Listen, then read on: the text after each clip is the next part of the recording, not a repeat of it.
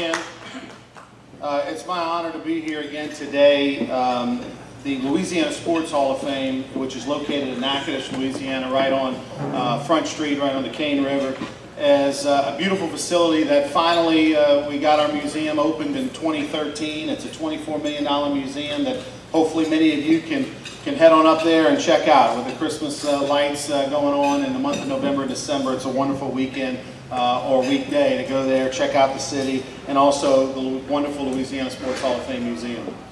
Each and every June we induct our Hall of Fame class. It usually falls the last weekend in June, and in 2017 it was a special class. It was a very diverse class, but it was some outstanding athletes and coaches and leaders in sports in the state of Louisiana. We had David Toms got inducted. He's arguably the greatest golfer from the state of Louisiana.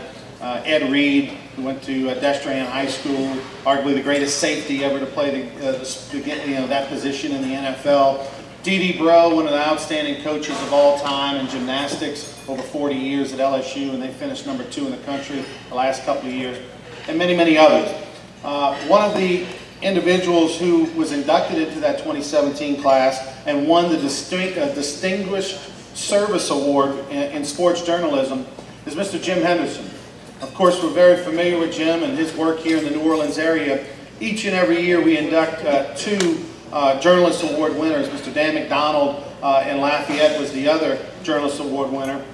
Due to a scheduling conflict, Mr. Jim couldn't be with us in June, so we thought it would be special and deserved to come here to New Orleans, to his hometown, and to present him with his award. Before we do that, we've got I'm going to tell you a little bit about his bio, which is unbelievably impressive, but we also have a video that we'll show you with some messages, and then we'll hear from Mr. Jim himself.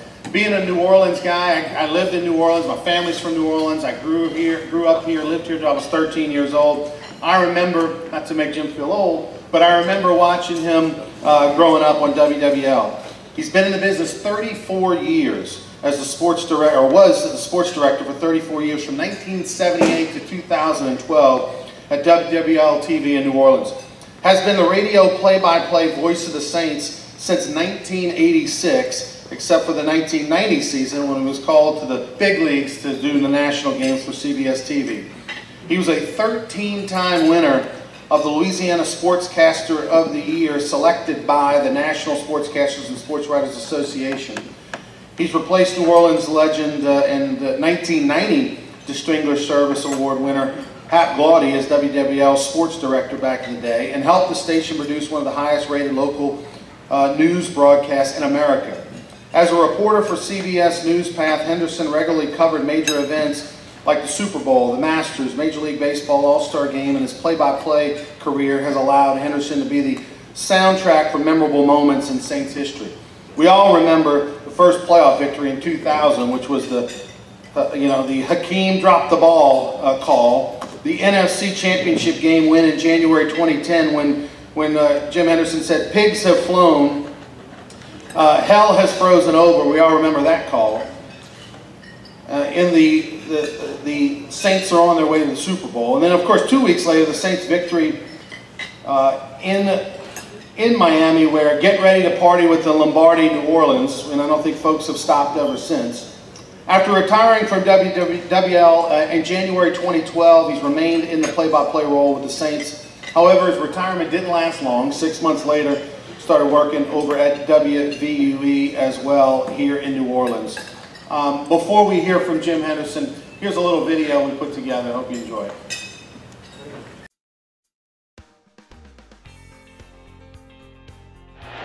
Snap, placement, kick by Hartley, and it is good!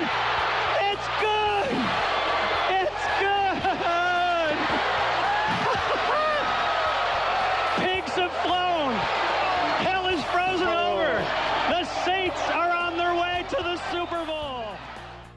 Buenos tardes. Good afternoon from Mexico City, where just moments from now, the New Orleans Saints get their 1978 preseason schedule underway against the Philadelphia Eagles. Hey Jim, this is Drew Brees. I just wanted to wish you a very big congratulations on winning the Distinguished Service Award from the Louisiana Sports Hall of Fame. I cannot think of somebody more deserving. Throughout my time here with the New Orleans Saints, you have been such a professional. I view you in such high regard, as I know this entire community does, and certainly all of Who Dat Nation does. You're a model for the rest of us, and certainly everyone within your industry, and I just want to wish you a big congratulations. You know, through 20 long years, the New Orleans Saints and their fans lost a lot of games, didn't they? A lot of games. But we always won the party. I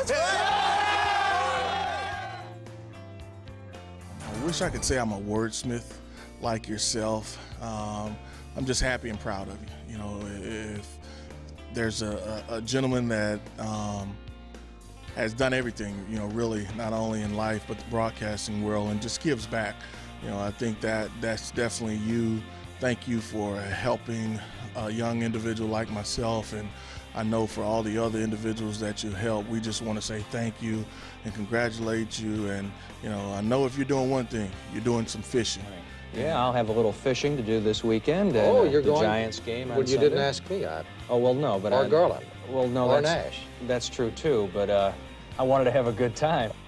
Hi, Jim. It's Sean Payton. Congratulations on your award tonight. It's certainly well-deserved. And, man, it seems like only 5 or 6 years. We've been here now 12 years, and I know you've been here a lot longer than that. But, yeah, I know you mean everything to Saints fans. You do a great job with your coverage of our team. We always, as coaches and players, get to hear it maybe after the fact, your calls on game day, but we do get to interact and see you throughout the season. And I want you to know from myself, our coaching staff, our team, we think the world of you. We appreciate you, and congratulations again.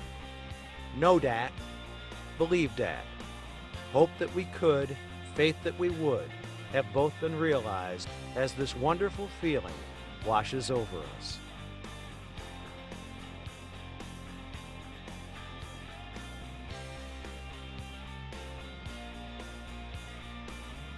A little bit of that outstanding career of Mr. Jim Henderson. I'd like to bring Lenny Van Gilder up here. He is the Vice President of the Louisiana Sports Writers Association. The Louisiana Sports Writers Association are the gentlemen that actually vote on each and every induction class. We look forward to a fantastic event at the end of 2018. But here to present Mr. Jim Henderson with his trophy, his certificate, and his award, Mr. Lenny Van Gilder. Please welcome Mr. Jim Henderson, the 2017 Louisiana Sports Hall of Fame Distinguished Service Award. Wow, I am truly honored and blessed. It's great to see so many folks here that are my contemporaries and people that go back a long, long way with me in many, many ways. So many great stories I have to share with all of you. You've all been a part of many of them. When I was inducted back in June, I couldn't make the ceremony because we had already booked a fishing trip up to Alaska that I couldn't get out of. So they did a little video with me as I look back on the early days of my career that started in Panama City, Florida, went to Atlanta to WSB, and then came here. And when I was all through with that, I recognized the fact I hadn't thanked anybody from New Orleans. It was all about what had happened before I got here in my early days at WWL.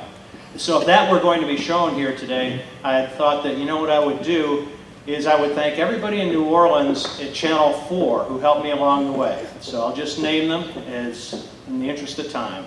J. Michael Early, Mo Gillerman, Phil Johnson, Garland Robinette, Angela Hill, Nash Roberts, Bill Elder, Hoda Kotb, Karen Swenson, Dennis Waltering, and so many, many more. It was just a great, great time. And one of the things that I enjoy so much now about my current role is no longer do some of these people like Ed Daniels, who I've admired throughout my time here, and others, no longer are they my competitors. I can view them as my friends. And that's really been special. I can really enjoy this part of my life now, knowing that the other stuff is behind me. So I get a chance to really enjoy the good parts about my life and about my career, instead of what I know is the drudgery of doing 5, 6, and 10 every day and trying to fit in the Saints broadcast in the meantime and eating a cold and moldy sandwich at my desk while I put my charts together for that Sunday Saints game. Now I can truly enjoy the life that I have, and it's a wonderful one. And two, I needed to thank my wife, who could not be here today, my wife Carol, otherwise known as Stump. You know, to get ahead in this business requires a lot of sacrifice, and she sacrificed greatly in the early days of our marriage. I figured it out. In the first 6 years, as we chased this dream, in the first 6 years of our marriage, we moved 6 times. Now, a lot of those were because we had been kicked out of our house for not paying, but still, foreclosures were probably a lot of it, but most of it was just to get ahead. There were so many stickers on our furniture that you could date back every other move, and she knew exactly where everything went because it was only less than a year ago that she packed up and unpacked. And as I look at some of the people around here, I could go on a long, long time, Kenny. Longer than David Toms, maybe, too. I can go on a long, long time just telling stories about probably 80% of the people up here.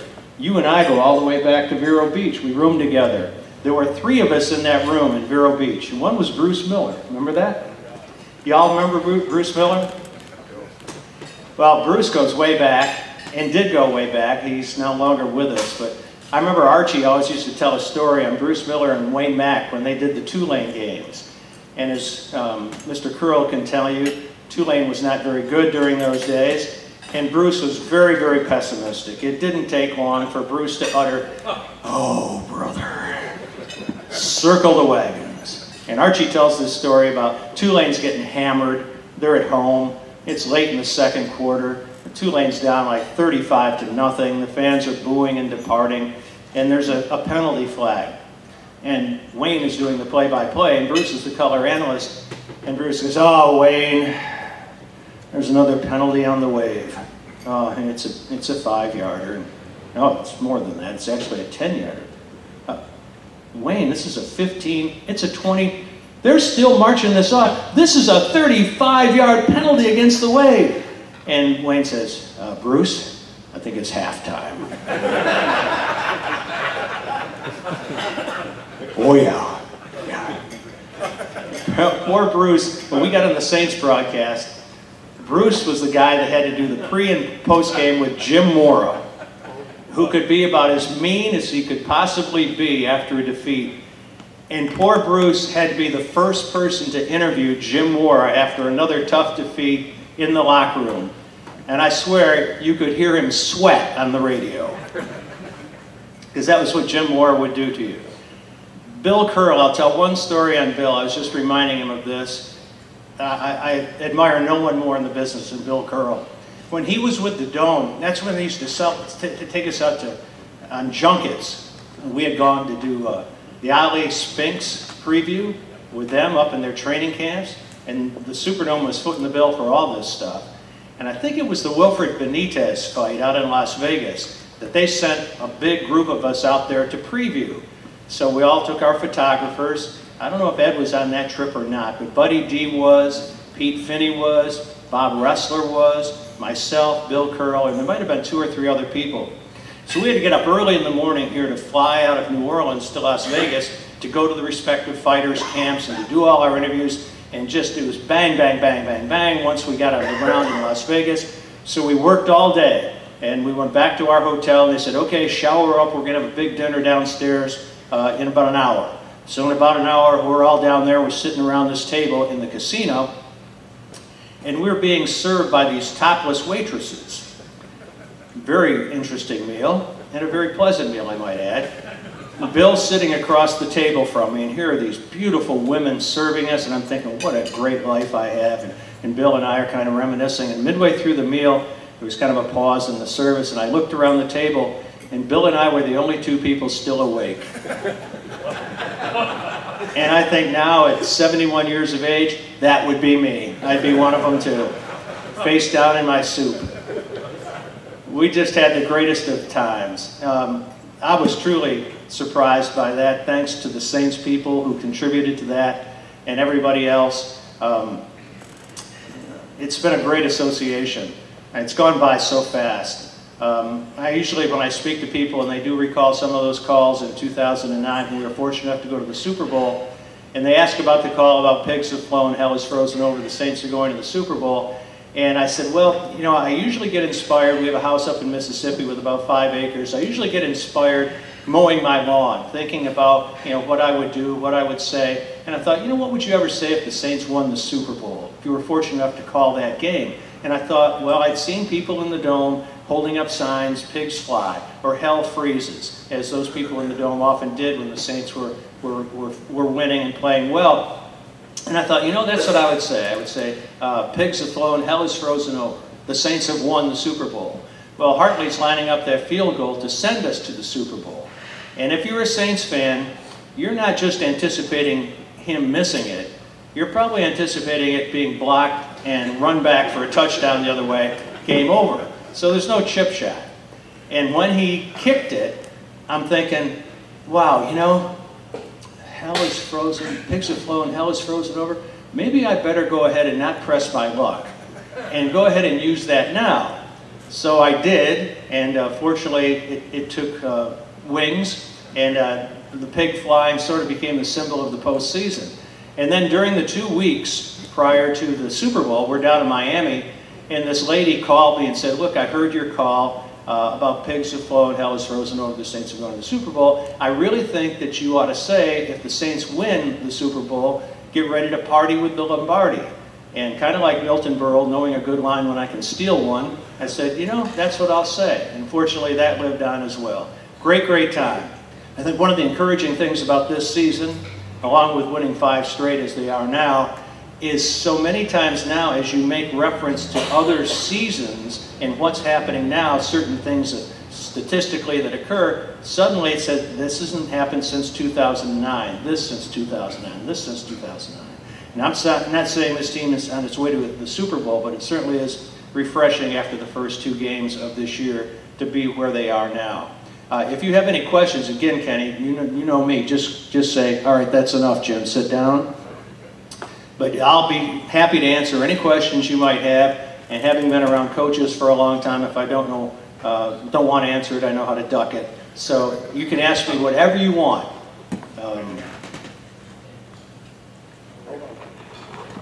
Yes, sir. What do you hear about the Jimmy Graham trade coming back? Is anything to it? Yeah, I'm going to give you a little secret here. That rumor really started, for the most part, on Twitter. What happened was, there was a little blurb coming out of Seattle. They weren't happy with Jimmy Graham. Maybe Jimmy Graham's on the trading block. My son put that out as a rumor that the Saints were interested in him on Twitter.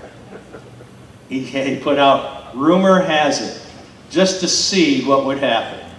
Sure, it caused you a few sleepless nights or more phone calls. So not only was it really never based in fact, but it prompted Pete Carroll to have to say in Seattle last week, that's total bullshit, there's nothing to it.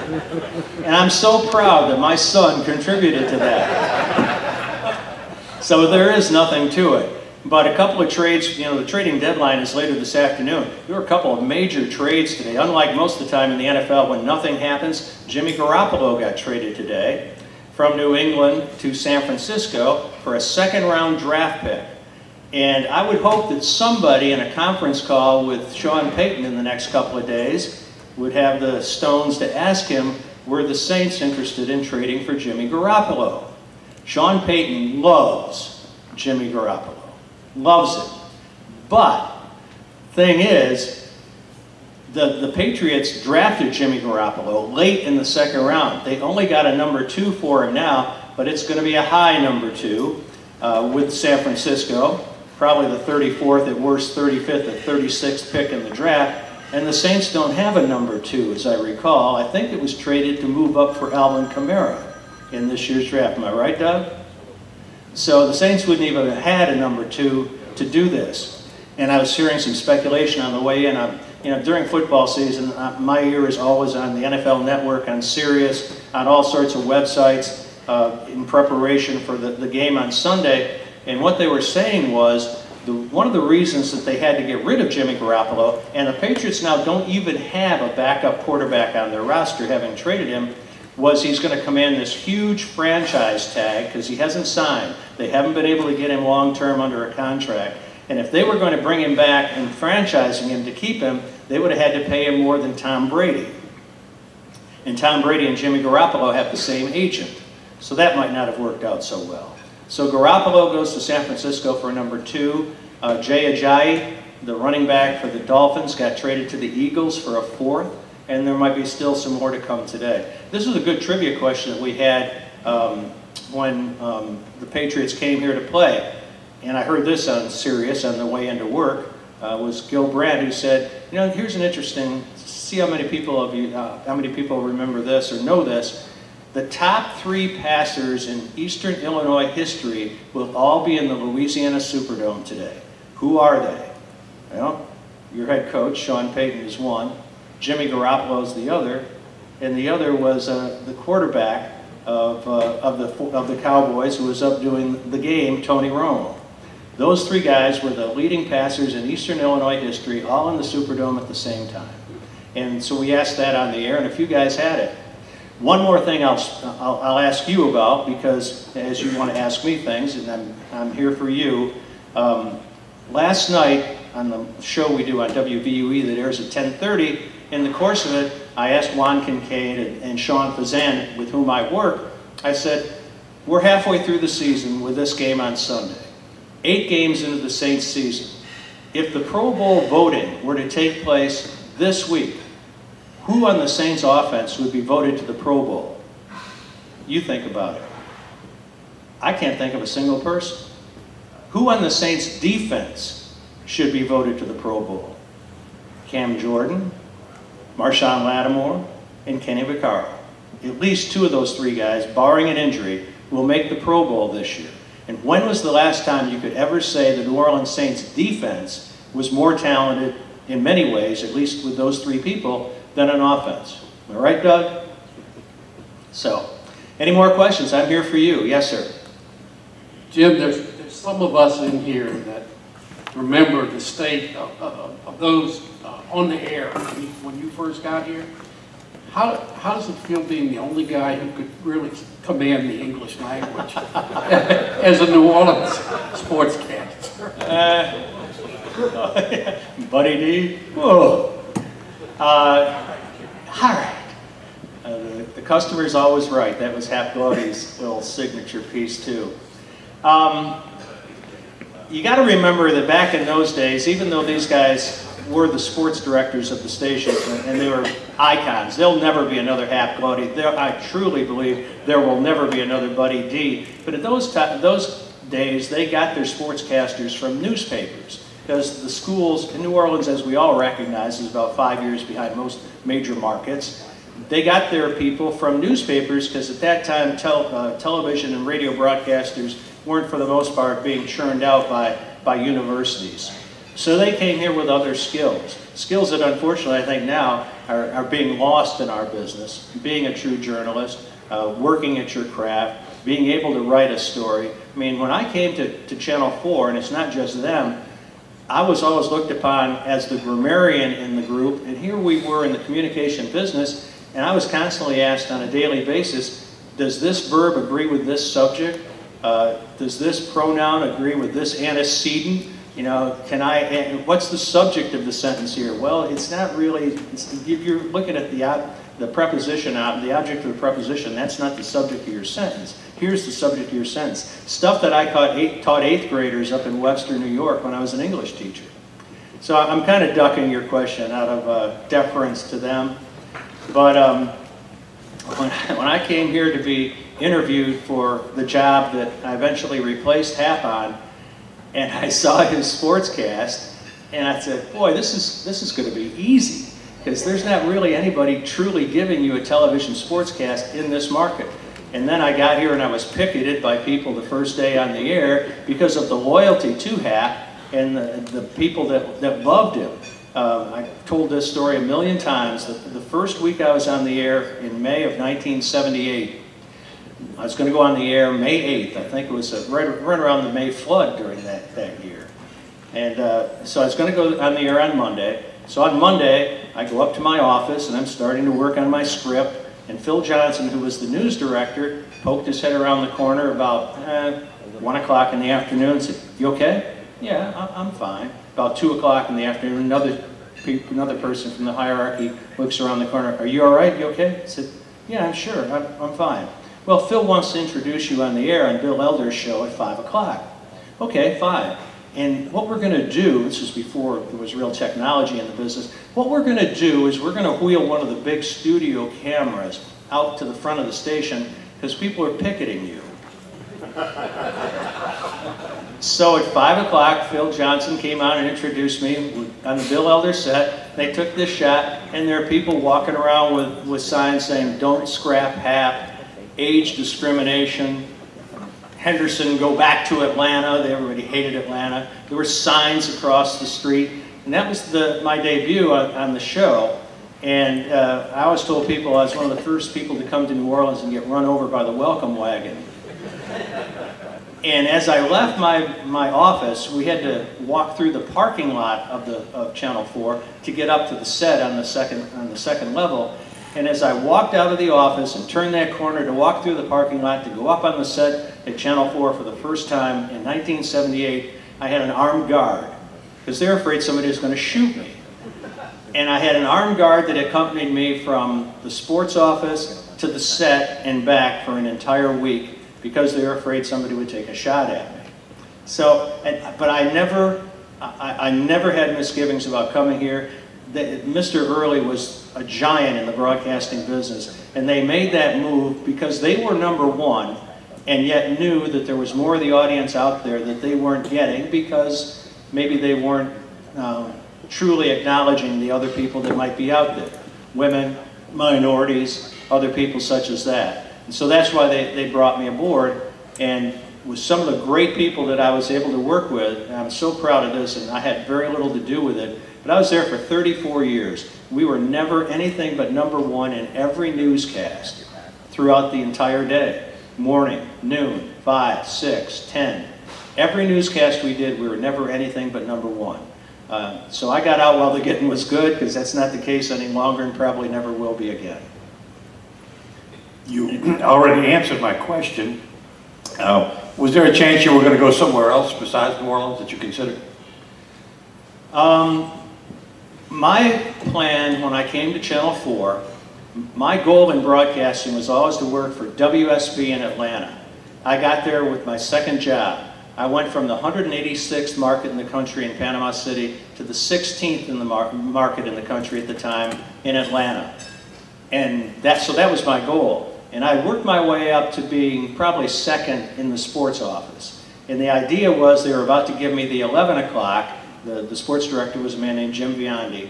They were about to give me the 11 o'clock when I got the call from Channel 4 to come and look at WWL. I'd never been to New Orleans, came here just to eat the food and see the city for free on somebody else's dime.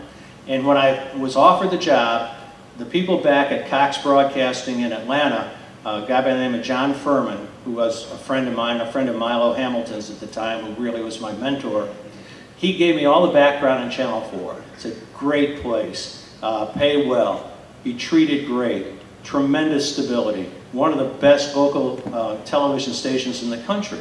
So I had that in the back of my mind as I came here, and when I eventually did take the job, the longer I was in it, the more I appreciated it. My goal was always, I thought I'd be here 2.5 years. I'd go back to Atlanta when the job opened up to be #1 in the department. And the longer I was here, the more I came to appreciate New Orleans, the more I came to appreciate how different it was, the more I came to appreciate the stability at Channel 4, and I fell in love with it, really. And it really worked out great. When I go back to Atlanta now and we play the Falcons, I'm not sure I'd ever want to live there anymore because of the way it's grown and how much this place has grown on me. And during the years that I was in New Orleans as the sports director at Channel 4, 34 years or so, I think we might have had 4 or 5 different news directors. That was it. If I went back to Atlanta, I bet during the same time they've had 15 or 20. So it was a great break to come here, and I recognized very quickly how fortunate I was to have the opportunity to be not only the sports director of the #1 affiliate in town, but also to be the play-by-play guy. Eventually I was. I came on the broadcast team as the analyst. To also be a part of the #1 and at the time only Major League sports franchise in town. Very seldom do people in my position get a chance to do both. It's usually mutually exclusive because of the duties involved. So I came to appreciate that as well. I'm sure I couldn't have gone back to Atlanta and done the Falcon games and been the sports director at Channel 2. So there were some flirtations at other times. In 1990, when I got a chance to do the NFL on CBS with Hank Stram, when they needed an additional broadcast team, I got a chance to do that, and then they cut back because they lost so many properties. 1990 was the year that CBS had everything.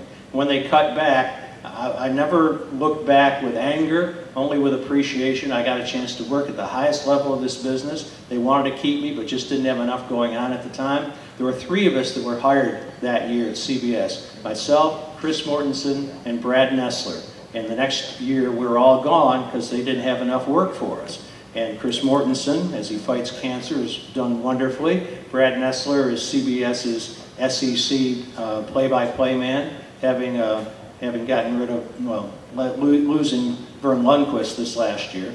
And I got the chance to go right back to Channel 4. And when I was working with Hank Stram on CBS, I heard so many Jack Buck, Hank Stram stories when they were the Monday night broadcast team on CBS radio.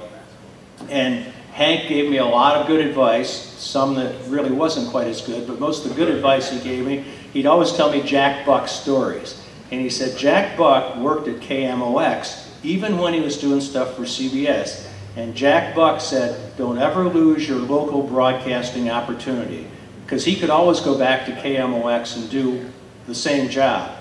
And I thought about that, and I said, you know, I thought I was on my way. I thought I was going to be a CBS announcer the rest of my life.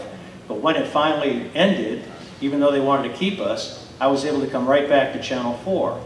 And because Jack Buck had told them, look, I might get the A game this week with CBS, I might get the B game, the C game, I might not get any game, but I can always go back to KMOX. So fortunately, I never cut ties with WWL, and I was able to come back. And no other place really, because of the certain situation that I had here, really appealed to me. I was never unhappy enough to want to go, and that was the case for 34 years.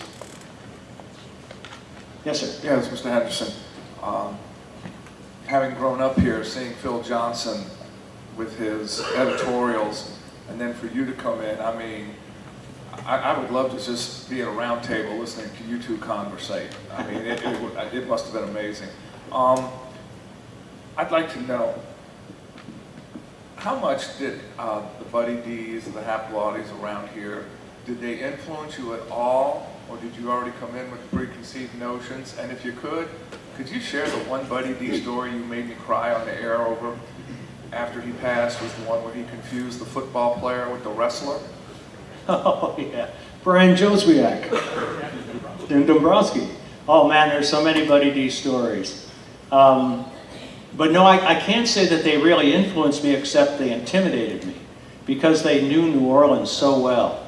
And they knew the local scene, the high school scene. To me, that was always the hardest part. These guys, Ed and Kenny, do such an incredible job with it. But to me, that was always the hardest part, because I didn't grow up going to a New Orleans high school. I didn't understand the rivalries of the Catholic League. I never had the appreciation for it. I was trying to get plugged in as a person who grew up in upstate New York. So for the most part, they didn't influence me as much as intimidate me. I remember going on one of these junkets and being in the airport here in New Orleans as we were all getting ready to leave, and all the people that would come up and say hello to Buddy. Hey, Buddy, what's going on? Hey, Buddy, how you doing, man? He's going to win the 5th race at the fairgrounds today. And I'm thinking, holy Christ, nobody knows who I am. I wonder if I'll ever have the opportunity to be at least somewhat viewed in the same light that they were. There's so many great Buddy D stories. One thing I would invite you to do, if you ever want to, and now that I'm getting older and have time off at night and more nostalgic, I go through some of the old clips that are on YouTube of stuff that they took of us at Channel 4, and some of it was used here. And one of them was a roast that we did of Buddy D out in UNO. And it's about an hour long, but I was the MC of it, and I thought it was one of the best things I was ever a part of. And I looked at it the other night in its entirety, and one of the things that really got to me was how many of those people aren't around any longer.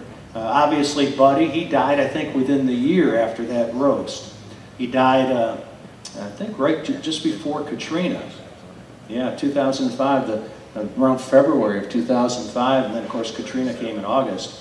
So Buddy was the honoree, no longer there. Other guys that were roasters, Dave Dixon, Pete Finney, Vince Marinello for other reasons. Who else was some of the other roasters? Jim Moore was one of the roasters. Kenny Wilkerson. Kenny Wilkerson, there's another one, that's right. Kenny Wilkerson was another. Alec Gifford was one of the roasters. All those people aren't around any longer, and time goes by so quickly. And so a couple of things that I recall out of that roast was, Buddy was brutal on Jim Moore. Just brutal. On his whole family, actually. His wife, Connie, who he disparaged on the air for not being a beauty queen. And he was just brutal on Jim Moore. So this is a roast, and if you've ever been to roast, you know, everybody's no holds barred, it's just fun. You poke fun at each other, you poke fun at the honoree of the roast.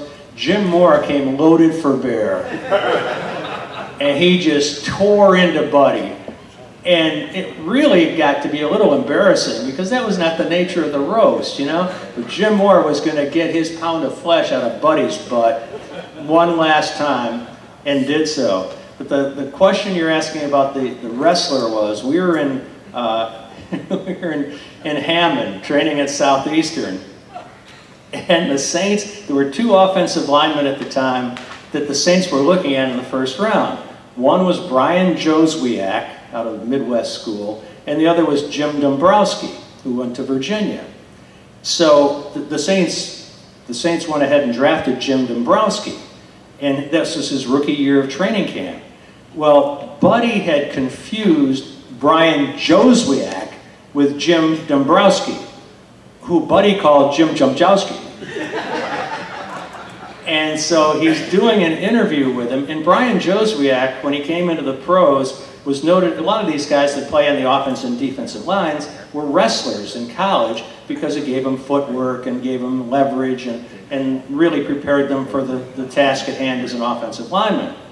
So Buddy's conducting this one-on-one interview with Jim Jumjowski, and he had confused him with Brian Joswiak.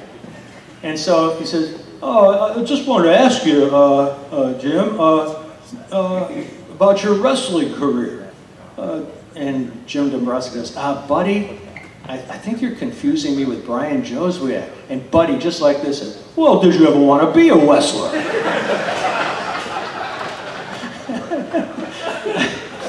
And the Saints had drafted another guy around the same time named Michael Adams, who was a cornerback, high draft choice.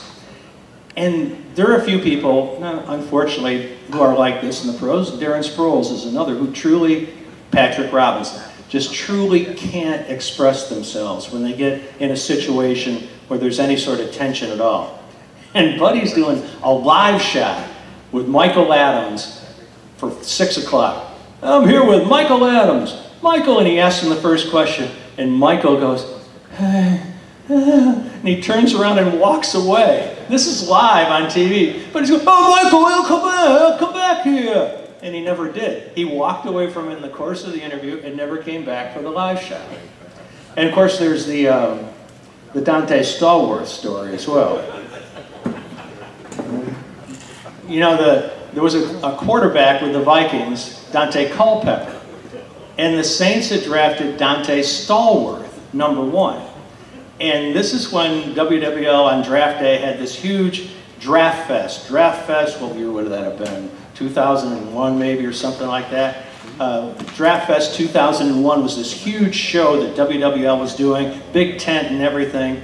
And as Buddy came on the air to open these proceedings, he said, "And welcome to Jazz Fest." No, Buddy, it's Draft Fest. Jazz Fest is something altogether different. Well, in the course of the draft, the Saints had taken Dante Stallworth, #1, wide receiver.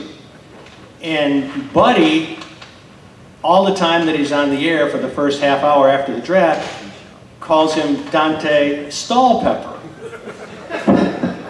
confusing Dante Culpepper with Dante Stallworth and combining the two, so now he's Dante Stallpepper. So after he'd said it about 5 times in the first 15 minutes of Jazz Fest, during a break, somebody comes up to Buddy, you probably don't know you're saying this, but you're calling Dante Stallworth Dante Stallpepper. Buddy, just like this, says, oh, that's not possible. And of course it was. But only for Buddy. God, he's a great guy. God rest his soul. Anybody else? Yes. Your favorite player and your favorite coach of all time? Just with the Saints? Boy, oh boy. I can't name just one player. I will name a couple of them. Guys I worked with, Archie Manning, Hokie Gaijan, Stan Brock. They were all an analyst with me at one time or another. Sam Mills. I don't know if you saw the 30 for 30, or I guess it was in NFL Life maybe a couple of weeks ago when they did the story of Sam Mills. And the people that always impressed me the most, as far as coaches, well, that'd be a hard one too. Probably Bum Phillips, because he really brought you into the inner circle. I did Bum Phillips' coaching show when he first came here. In fact, we knew he was coming here before anybody else ever did. We were tipped to that. So I was kind of prepared for Bum Phillips coming aboard. But when he came in 1981, these were truly the old days. And he coached out of a tower because his feet were so bad from wearing cowboy boots his entire life. He didn't want to walk around on the field, so he would coach out of this tower. And he would invite people from the media to come up there and stand with him and talk to him in the course of the training session in Vero Beach. I don't think that would ever happen again. So he really welcomed me in. And in doing his show, I learned about the inner workings of a football team, about the machinations to some degree, about the egos, about realizing that you're going to impact somebody in one way no matter what you do. So probably Bum Phillips. We did his coaching show on Thursday morning at 7 a.m. And we'd be up all night on Wednesday editing it and putting it together. We'd come back in after 2 or 3 hours sleep to do his show because he wanted to do that before the day really began for him.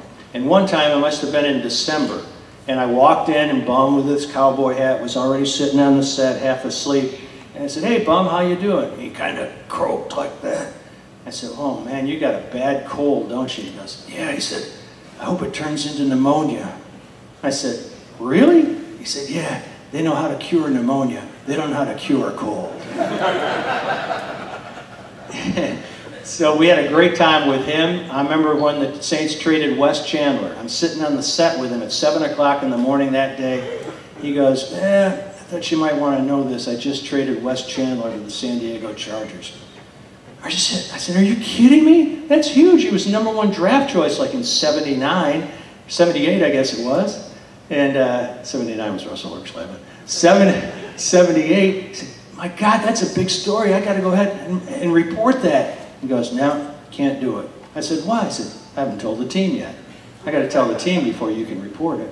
And so we had to go out there for that training camp session, pretending we didn't even know that Wes Chandler was no longer a part of the team, and had to act surprised when Bum announced this trade of Wes Chandler to San Diego. So a lot of candidates, to answer your question in a long-winded way, which I'm famous for.